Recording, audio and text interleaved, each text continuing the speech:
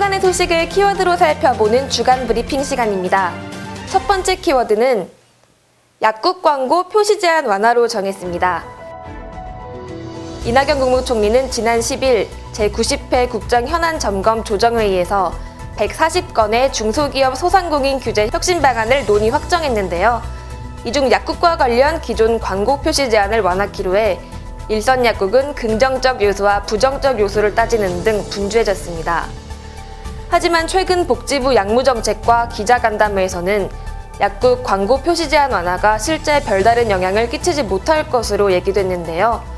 약무정책과 정재호 서기관은 현행 규정을 원칙대로 적용하면 현재 약국 내에서 빈번히 이뤄지고 있는 일반 의약품 광고도 불가능한 부분이 있어 혼란을 초래할 수 있기 때문에 실효성 없는 법률을 개정해 이로 인한 문제를 정리하기 위한 차원이라고 설명했습니다.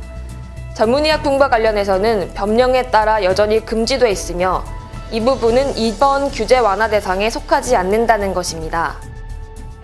정 서기관은 현재 법안이 발의돼 있는 전문약사 자격인정 법제화와도 관계가 없는 부분으로 내년부터 의학단체와 협의를 통해 명확히 하겠다고 밝혔습니다. 두 번째 키워드는 한약으로 정했습니다. 이번 국감에서는 첩약, 원예탕전실 등 그간 약사회가 문제점으로 언급한 부분에 대한 국회의원들의 지적이 끊이지 않았는데요. 먼저 첩약과 관련해서는 자유한국당 김순례 국회의원이 한의협과 청와대가 결탁해 첩약 급여화를 거래했다는 의혹을 제기했습니다.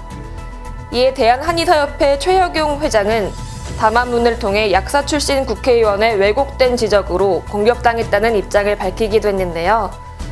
대한약사회는 곧장 이에 대한 반박 성명을 내고 회원의 이익만 중시하고 첩약을 실제 복용하는 국민의 건강은 안중에도 없는 한의협의 행태에 깊은 유감과 우려를 표한다고 밝혔습니다. 약사회를 비롯한 복지부, 건강보험 심사평가원도 한약에 대한 안전성, 유효성, 경제성이 확보돼야 한다는 입장을 보이고 있는데요.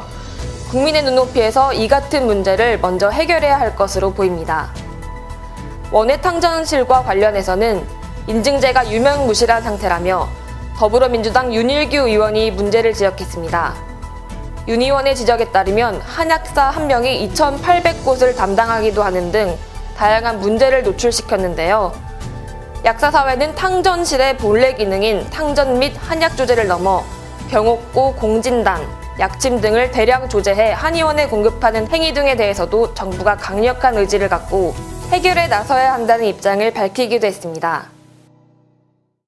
세 번째 키워드는 카드 수수료입니다. 정의당 윤소아 의원은 고가의 전문의약품에 대한 약국 카드 수수료는 불합리하다며 이에 대한 대책을 주문했는데요. 복지부는 약품은 국민의 건강과 직결되는 공공성을 지닌다. 금융위와 카드 수수료율이 합리적으로 조정되도록 협력하겠다고 답변했습니다. 이에 약국의 고질적인 문제였던 전문의약품 카드 수수료가 해결되는 것인지에 기대감이 높아지는 상황입니다. 김동근 대한약사회 부회장은 기자간담회에서 전문의약품은 공공재라는 대한약사회의 주장에 복지부가 일맥상통한 이야기를 해준 것 같다며 고가의 전문의약품은 유통도 잘 되지 않고 약국도 취급하기를 꺼려하는데 이렇게 되면 국민의 의약품 복용이 어려워지므로 빠른 해법이 나와주기를 기대한다고 밝혔습니다. 지금까지 뉴스 브리핑이었습니다.